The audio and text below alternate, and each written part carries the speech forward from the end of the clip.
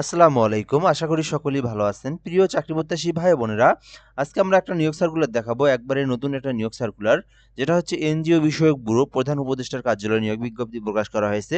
এটা কিন্তু একটা সরকারি নিয়োগ সার্কুলার। এই সার্কুলারটা আপনারা দেখতে পারেন। এখানে শিক্ষাগত যোগ্যতা, আবেদনের পদ্ধতি, পদসংখ্যা, বেতন স্কেল সকল কিছু আমরা সুন্দরভাবে আলোচনা করব। তো অবশ্যই আপনারা ভিডিওটা সম্পূর্ণ দেখবেন। তাহলে কিন্তু আপনারা এই যে রিসেন্টলি যে নিয়োগ সার্কুলারটা প্রকাশ করা হয়েছে, এটা সম্পর্কে বিস্তারিত সকল ইনফরমেশন আপনি জানতে পারবেন। তো এটাতে কিন্তু এসএসসি, এইচএসসি, অনার্স ডিগ্রি সকল শিক্ষাগত যোগ্যতার জন্য কিন্তু পদসংখ্যা রয়েছে। অবশ্যই ভিডিওটা আপনারা সম্পূর্ণ শেষ পর্যন্ত দেখবেন। আচ্ছা, তার আগে একটা বিষয় বলে নেই, যদি আপনারা এই চ্যানেলে যারা নতুন এসেছেন বা এই চ্যানেলটাতে নতুন কেউ যদি ভিডিওটা দেখে থাকেন, অবশ্যই চ্যানেলটাতে সাবস্ক্রাইব করে রাখবেন। বাংলাদেশের সরকারি যত নিয়োগ সার্কুলার আছে, সকল নিয়োগ সার্কুলার আমাদের এই চ্যানেলে আপলোড করা হয়। এজন্য অবশ্যই আমাদের সঙ্গে যুক্ত থাকবেন। তো এনজিও বিষয়ক ব্যুরো প্রধান উপদেষ্টার কার্যালয়, আগারগাঁও শেরেবাংলা, ঢাকা। তো এটা কিন্তু একটা সরকারি নিয়োগ সার্কুলার এবং এটার কিন্তু কর্মস্থল আপনার ঢাকাতেই হয়ে থাকবে। এনজিও বিষয়ক ব্যুরো প্রধান উপদেষ্টার কার্যালয়, আগারগাঁও শেরেবাংলা, ঢাকায় রাজস্ব খাতভুক্ত নিম্নোক্ত পদসমূহে পূরণের নিমিত্ত অস্থায়ী ভিত্তিতে সরাসরি নিয়োগের জন্য বাংলাদেশের স্থায়ী নাগরিকদের নিকট হতে অনলাইনে আবেদনের জন্য আহ্বান করা যাচ্ছে। তো এখন আমরা এই বিষয়টা দেখবো এখান থেকে। এটা একটা সরকারি নিয়োগ সার্কুলার এবং এটা হচ্ছে এনজিও বিষয়ক ব্যুরো একটা নিয়োগ সার্কুলার এবং এটা কিন্তু বাংলাদেশের যেকোনো জেলার যেকোনো প্রার্থী আবেদন করতে পারবে। নারী পুরুষ উভয়ে আবেদন করতে পারবে এবং আবেদনটা আপনাকে অবশ্যই অনলাইনের মাধ্যমে কিন্তু করতে হবে। আচ্ছা, এই বিষয়গুলো আমরা দেখলাম। এখন আমরা দেখবো ১ নম্বরে আছে ষাট লিপিকার কাম কম্পিউটার অপারেটর ১৩ গ্রেডের, বেতন স্কেল ১১,০০০ থেকে ২৬,০০০ টাকা, ৩২ বছর পর্যন্ত আপনারা আবেদন করতে পারবেন। তো ষাট লিপি কাম কম্পিউটারে ২টি পদ রয়েছে। এক্ষেত্রে শিক্ষাগত যোগ্যতা চাওয়া হয়েছে কোনো স্বীকৃত বিশ্ববিদ্যালয় হইতে অনন্য দ্বিতীয় শ্রেণী বা সমমানের সিজিপিএতে স্নাতক বা সমমানের ডিগ্রি, অর্থাৎ আপনি যদি অনার্স পাস করে থাকেন অথবা ডিগ্রি পাস করে থাকেন, তাহলে কিন্তু আপনি এই ষাটলিপি কাম কম্পিউটারে আবেদন করতে পারবেন। পাশাপাশি এখানে কিন্তু আপনার যে টাইপের গতি সেটা কিন্তু অবশ্যই থাকতে হবে। ২ নম্বরে আছে ড্রাইভার, একটি পদ রয়েছে। এটা হচ্ছে ১৫ গ্রেডের। তো এই ড্রাইভার পদে আবেদন করতে চাইলে করতে পারেন। ৮ম শ্রেণী পাস থাকতে হবে, তাহলে আপনারা আবেদন করতে পারবেন। তো ৮ম শ্রেণী পাস যাদের আছে এবং পাশাপাশি যাদের ড্রাইভিং লাইসেন্স করা আছে, তারা কিন্তু এই যে ড্রাইভার পদে আবেদন করতে পারবেন। ৩ নম্বরে আছে অফিস সহকারী কাম কম্পিউটার মুদ্রাক্ষরিক, ৩টি পদ রয়েছে।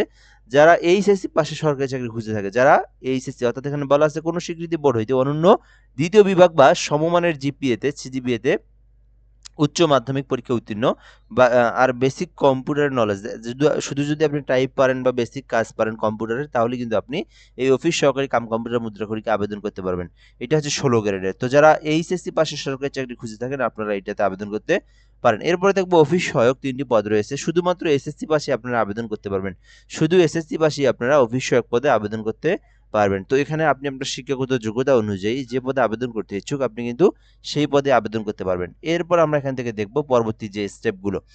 তো এখানে আমরা দেখব বয়সটা যেটা, সেটা হচ্ছে ১৮ হতে ৩২ বছর পর্যন্ত এই সার্কুলারে আবেদনের সময়সীমা রয়েছে। ৩২ বছর পর্যন্ত আপনারা আবেদন করতে পারবেন। আচ্ছা, এরপরে দেখব ১ এবং ৩ নং কর্মী পদে ৪০ বছর পর্যন্ত সময়সীমা রয়েছে। যারা হচ্ছে এই আ ব্যুরো এনজিওতে যারা কর্মরত রয়েছে, তারা কিন্তু ৪০ বছর পর্যন্ত আবেদন করতে পারবে। অন্যথায় যারা বাকি আছে তারা কিন্তু ৩২ বছর পর্যন্ত আবেদন করতে পারবে। এখানে বিষয় বলা আছে মৌখিক পরীক্ষার সময় কি, কি কাগজপত্র নিয়ে যেতে হবে, এগুলো দেওয়া আছে। তো এখন এগুলো আমাদের প্রয়োজন নেই। কেননা আমাদের ফার্স্ট স্টেপ যেটা, সেটা হচ্ছে লিখিত পরীক্ষায় উত্তীর্ণ হওয়া। লিখিত পরীক্ষায় উত্তীর্ণ হইলে তখন আপনার ভাইভা যেটা আরকি, তখন আপনাকে মৌখিক পরীক্ষার জন্যে এই যে ডকুমেন্টগুলো আছে সকল ডকুমেন্ট নিয়ে যেতে হবে। তো আপনারা এগুলো পরবর্তী দেখলেও হবে। এগুলো আপনারা লিখিত পরীক্ষায় উত্তীর্ণ হওয়ার পরেও এই কাগজগুলো আপনারা সার্কুলারটা দেখে আপনারা নিয়ে যেতে পারবেন। তো এগুলো আমরা পরবর্তীতে দেখব। এখান থেকে আমাদের মূল বিষয়গুলো দেখব। আপনি যদি এই সার্কুলারে আবেদন করতে ইচ্ছুক হন, সেক্ষেত্রে কিভাবে আপনি আবেদন করবেন? যদি আপনি এই যে সার্কুলার এটা সম্পর্কে বিস্তারিত জানতে চান, ওয়েবসাইট সম্পর্কে বিস্তারিত জানতে চান, সেক্ষেত্রে prebd.com.bd ওয়েবসাইটে প্রবেশ করে আপনারা দেখতে পারেন। আর যদি আপনি চান যে আপনি আবেদন করবেন, সেক্ষেত্রে ngoabteletalk.com.bd ngoabteletalk.com.bd এই ওয়েবসাইটে প্রবেশ করবেন, দেন আপনি কিন্তু আবেদনটা করতে পারবেন। আচ্ছা, এটা হচ্ছে ১ নম্বর বিষয়। এখন আমরা দেখব আপনি যদি এই সার্কুলারে আবেদন করতে চান, সেক্ষেত্রে আপনার আবেদনটা ১৯ জানুয়ারিতে শুরু হবে। তো আবেদন কিন্তু এখনো শুরু হয় নাই। ১৯ তারিখের পর আবেদনটা শুরু হবে, যেটা কিন্তু চলমান থাকবে একদম ফেব্রুয়ারি মাসের ৮ তারিখ পর্যন্ত। ২০২৬ সালের ১৯ জানুয়ারি আবেদন শুরু হবে ১০টার দিকে, সকাল ১০টার দিকে। ফেব্রুয়ারি মাসের ৮ তারিখ পর্যন্ত আপনারা আবেদনটা করতে পারবেন।